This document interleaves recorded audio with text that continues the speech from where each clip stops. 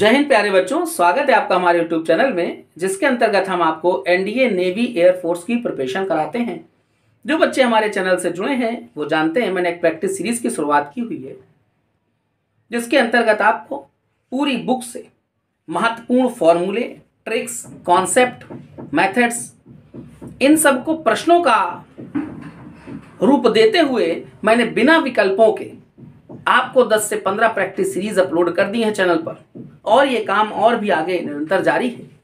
यदि आप हमारी इस प्रैक्टिस सीरीज के एक एक प्रश्न को लगा लेते हैं तो पूरी बुक से महत्वपूर्ण या ये कह लें पूरी बुक से सारे के सारे फॉर्मूले, सारे कॉन्सेप्ट, ट्रिक्स, मेथड सब आपके क्लियर हो जाएंगे, जो आपकी आगामी परीक्षा के लिए बहुत उपयोगी साबित होंगे।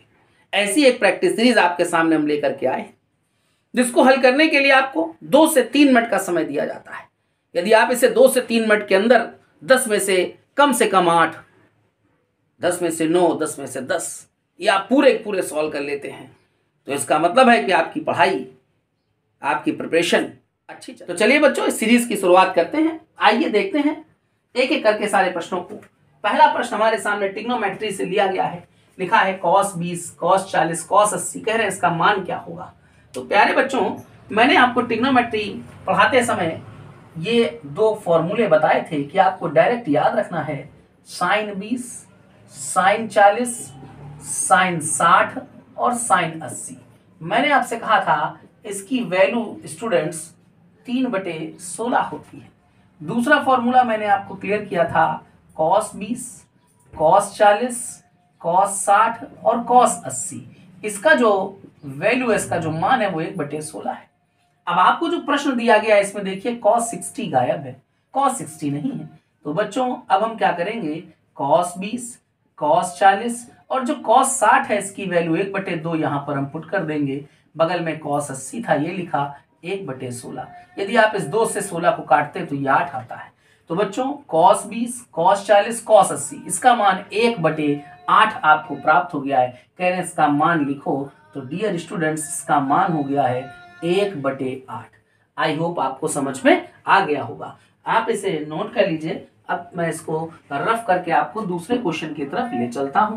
दूसरा जो प्रश्न हमारे सामने है बेटा, ये इनवर्स ट्रिग्नोमेट्रिक फंक्शन और अवकलन दोनों के चैप्टरों से कुछ पॉइंट को लिया गया है, दोनों के कॉन्सेप्ट को शामिल करा गया है इस प्रश्न में।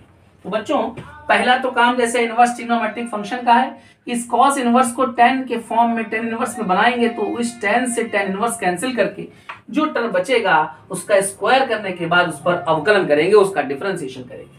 तो बच्चों आपको लाल बटे कक्का इसकी जानकारी होगी। लाल बटे कक्का से क्या होता है कि L का मतलब है लंब, A का मतलब आधार और K का मतलब कर्ण।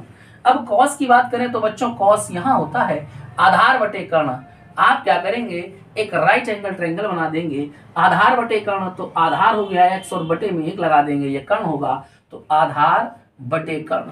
फिर आप पाइथागोरस की मदद से इस लंब वाली साइड को भी निकालेंगे, ये आपको प्राप्त होगी 1 - x²।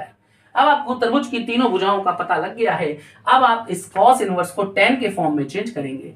तो tan यहाँ पर पहले से लिखा था और अंदर आपने चेंज किया तो cos इनवर्स को tan इनवर्स के फॉर्म में लिखेंगे। कैसे बच्चों, यहाँ पर होता है tan लंब बटे आधार, लंब बटे आधार अर्थात रूट में, ये मैं इसको रफ कर दे रहा हूँ आप क्योंकि देख चुके हैं। अब यहाँ पर हो गया रूट में 1 - x², ठीक है, और अपॉन में है x।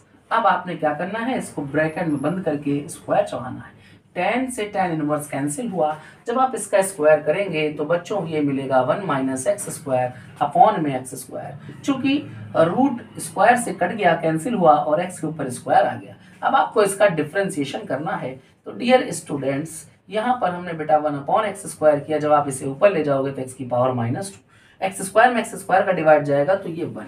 x की पावर n का फॉर्मूला लगा देंगे, डिफरेंशिएशन 1 का हो जाएगा 0। x की पावर n का इसको डिफरेंशिएट करेंगे तो n x की पावर n -1 यानी कि -3। तो रिजल्ट आ गया -2/x³। प्यारे बच्चों, ये हमारा इस प्रश्न का उत्तर है। आप इसे नोट कर लीजिए या इसका स्क्रीनशॉट ले लीजिए, ठीक है। मैं अब आपको रफ करके तीसरे वाले क्वेश्चन की तरफ ले चलता हूँ। ये जो तीसरा प्रश्न है बच्चों, ये हमारा बाइनोमियल चैप्टर से लिया गया क्वेश्चन है और बहुत अच्छा, बहुत महत्वपूर्ण प्रश्न है। आइए अब हम इसे भी सॉल्व कर लेते हैं। ये लिखा है 1 plus 3x plus 3x square plus x cube, इसकी पावर पर होल पावर है 8। कह रहे हैं इसके x की घातों में जो विस्तार है उसके मध्य पद आपको मिडिल टर्म फाइंड आउट करना है। तो प्यारे बच्चों, ये जो हमारे पास लिखा हुआ है ये फॉर्मूला है 1 प्लस एक्स की पावर 3 का, ठीक है, और इस पर पावर हमारे पास लिखी हुई थी 8।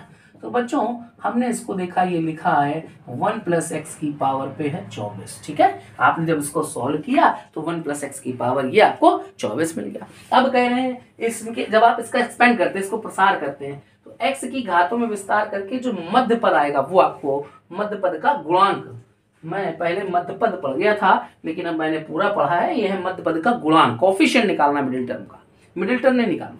तो बच्चों क्या करेंगे, एक फॉर्मूला होता है, वो आप फॉर्मूले को समझ लीजिए। 1 प्लस एक्स की पावर n, इसके प्रसार में जब मध्य पद का गुणांक पूछा जाए, यदि n की वैल्यू सम हो तो बच्चों डायरेक्ट फॉर्मूला होता है NCn/2। आपको याद होगा मैंने बाइनोमियल चैप्टर कराते समय इसे लिखाया था। अब आप देख लीजिए, चूंकि यहाँ पर n यानी कि ये जो पावर है वो सम है 24, तो इसका रिजल्ट क्या हो गया 24/2 अर्थात 12। तो ये बेटा आपका मध्य पद का गुणांक हो गया 24C12, ठीक है। आई होप आपको समझ में आ गया होगा। आप इसका स्क्रीनशॉट ले लीजिएगा और हम अब अगले क्वेश्चन की तरफ बढ़ते हैं। जो क्वेश्चन नंबर जो 4 है, बहुत अच्छा, बहुत कॉन्सेप्चुअल क्वेश्चन है बेटा, इसे ध्यान से देखिएगा, मैं इसे रफ कर रहा हूँ। आइए देखते हैं। ये लिखा हुआ है cos e की power x is equal to 2 की पावर x प्लस 2 की पावर माइनस x। तो बच्चों इसे आप देखना ध्यान से, 2 की पावर x प्लस ये 2 की जो पावर माइनस x है ना, इसे मैं नीचे ले आता हूँ। बच्चों आप लोगों ने पढ़ा होगा इस पैटर्न के सेट फ्रेम का जो क्वेश्चन है, मैंने इससे पहले वाले लेक्चर में भी समझाया था। ये आपको याद रखना है, ये वैल्यू हमेशा 2 या 2 से ज्यादा होती है, ठीक है। आप इसे सॉल्व भी कर सकते हैं, 2 की पावर x को x या y कुछ भी लेट करके सॉल्व करेंगे तो भी रिजल्ट होगा। लेकिन आप याद रखें बच्चों, जैसे ये x प्लस 1/x, x की सभी धनात्मक वैल्यू के लिए ये सत्य है, वैसे ये मैंने आपको यहाँ पर करा दिया। अब देखना बेटा, तो ये जो लिखा है इसको ध्यान से देखिए, ये आपसे कह रहा है कि इसकी वैल्यू 2 या 2 से ज्यादा होगी।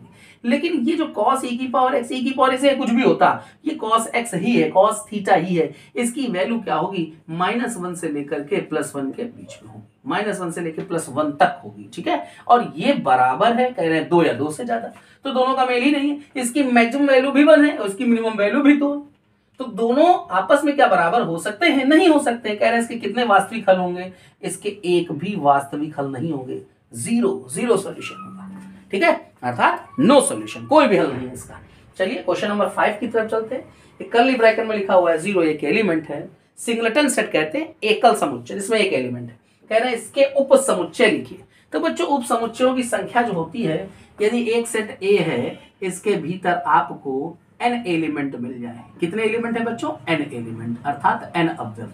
अगर एक सेट में, ए सेट में n अवयव हैं तो इसमें उप समुच्चयों की संख्या 2 की पावर n होती है।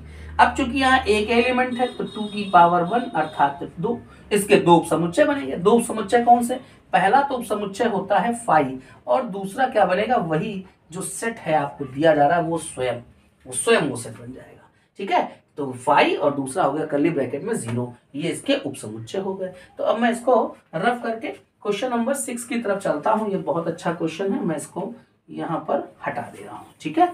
चलिए, उम्मीद है कि आपको हमारे द्वारा ये जो प्रैक्टिस सीरीज कराई जा रही है ये आपको अच्छे से आ रही है।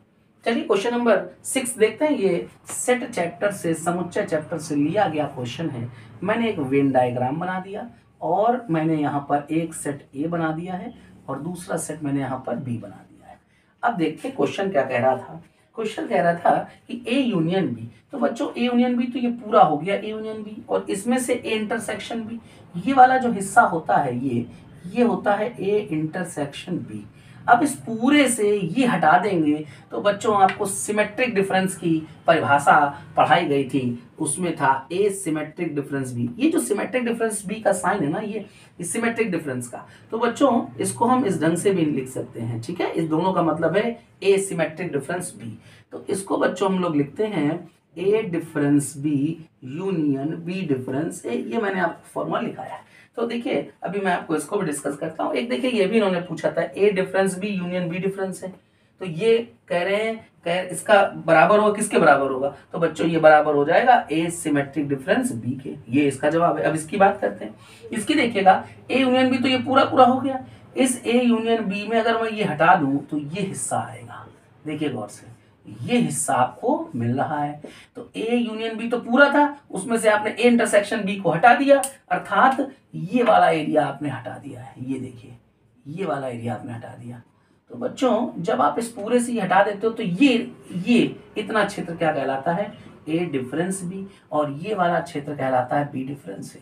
ये है, और देखिए गौर से आपको यही तो यहाँ दे रहे थे, ये दूसरा वाला क्वेश्चन, यानी कि ये जो लिखा है ये इसी के बराबर है, अर्थात इसका रिजल्ट भी हो गया ए सिमेट्रिक डिफरेंस बी, और इसका रिजल्ट भी हो गया ए सिमेट्रिक डिफरेंस बी। ठीक है, चलिए क्वेश्चन नंबर हम 7 की तरफ चलते हैं। क्वेश्चन नंबर जो 7 है ये हमसे कह रहे हैं कि यहाँ पर n है, n का सबसे छोटा धनात्मक पूर्णांक मान जिसके लिए 1 + i की पावर n शुद्ध काल्पनिक होगा। 1 + i की पावर n शुद्ध काल्पनिक होगा। अगर मैं आपको डायरेक्ट बताना चाहूँ तो बच्चों मैंने आपको कुछ फॉर्मूले बताए थे। मैंने कहा था कि 1 + i का होल स्क्वायर, प्लस कहूँ या माइनस, दोनों की बात एक साथ कर देता हूँ। तो बच्चों इसकी वैल्यू मैंने लिखाई थी ±2i। अब आप देखिए, आपसे चूंकि यहाँ पर कहा गया है शुद्ध काल्पनिक, तो ये शुद्ध काल्पनिक ही आ रहा है। अब हमसे जैसे यहाँ पर लिखा है 1 + i, तो मैं n की वैल्यू को यहाँ पर 2 डाल दूँ सबसे कम, तो ये आपको रिजल्ट कितना दे देगा? 2i दे देगा। इसी को तो आप कहोगे कि ये प्योर इमेजिनरी नंबर है, ये शुद्ध काल्पनिक संख्या है। तो क्या हुआ? n का सबसे छोटा धनात्मक मान कितना आ रहा है बच्चों? n का सबसे छोटा धनात्मक मान है 2, इसका रिजल्ट आ रहा है 2। ठीक है, उम्मीद है आपको ये क्लियर हो रहा होगा। चलिए मैं इसको रफ करके क्वेश्चन नंबर 8 की तरफ चलता हूँ। वो 8 जो क्वेश्चन है बेटा, ये समांतर श्रेणी चैप्टर से लिया गया प्रश्न है, और ये क्वेश्चन जो है बहुत सिंपल है, और आपको डायरेक्ट एज अ फॉर्मूले के तौर पे इसे याद रखना है। तो समझ लीजिएगा बच्चों, यदि आपसे कहेंगे कि समांतर श्रेणी का mवां पद n है, nवां पद m है, तो आपसे कह दिया मान लीजिए pवां पद बताइए, तो pवां पद हो जाएगा n + m - p। ये डायरेक्ट आपको याद रखना है। जैसे इस क्वेश्चन में देखते हैं, तो आप क्वेश्चन का खैर रिजल्ट तो मिल ही गया है। हाँ, एक बेटा क्या है, यहाँ पे आरवां पद कह रहे थे, मैंने पीवा निकाल दिया, तो कोई बात नहीं। यदि आपसे आरवां पद कहेंगे तो आप क्या निकालेंगे? n + m - r, ये आपका रिजल्ट हो जाएगा। ठीक है, चलिए क्वेश्चन नंबर हम 9 की तरफ चलते हैं। ये लिखा हुआ है एर्गेंट प्लेन में बिंदुओं 1 ω² को शीर्ष लेकर बना त्रिभुज कैसा होगा? तो बच्चों इस इकाई के घनमूलों से, मैंने आपको बताया था कॉम्प्लेक्स नंबर पढ़ाते समय कि इकाई के घनमूलों से जो त्रिभुज बनता है, इकाई के घनमूल यही तो होते हैं 1 ω², वो हमेशा समबाहु त्रिभुज होता है। तो बच्चों कैसा त्रिभुज होगा? वो होगा समबाहु, जिसको हम कहते हैं इंग्लिश में इक्विलैटरल। ठीक है, इक्विलैटरल ट्रायंगल, समबाहु त्रिभुज। ठीक है, चलिए क्वेश्चन नंबर हम 10 की तरफ चलते हैं। लिखा है यदि ए बराबर, ये हमारे पास एक मैट्रिक्स, एक आव्यूह है, कह रहे हैं ये सममित आव्यूह है, सिमेट्रिक मैट्रिक्स, तो x का मान क्या होगा? चलो आपको मैं इसको भी क्लियर कर देता हूँ, आप लोगों ने इसका स्क्रीनशॉट ले लेना है या इसको नोट कर लेना है वीडियो को रोक करके। हाँ, अब मैं चल रहा था क्वेश्चन नंबर 10 की तरफ, तो इसको ध्यान से समझना।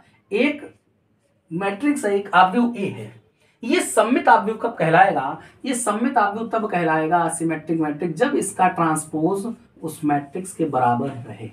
ठीक है, अब ध्यान से देखिए, मान लीजिए मैंने कहा कि एक सेट ए है, ठीक है, कुछ भी एलिमेंट यहाँ पर रखे हुए हैं, कोई भी एलिमेंट है, और मैं इसका ट्रांसपोज कर देता हूँ। तो इसका ट्रांसपोज करने पर क्या होगा? ट्रांसपोज बच्चों होता है कि जो रो है, ये पहली रो, ये यहाँ पे आकर के पहली कॉलम बन जाती है, ये मतलब होता है ट्रांसपोज का। ये दूसरी रो है R2, तो यहाँ पे ये दूसरी कॉलम बन जाएगी C2। बात समझ रहे हैं? ये आपस में बराबर हो।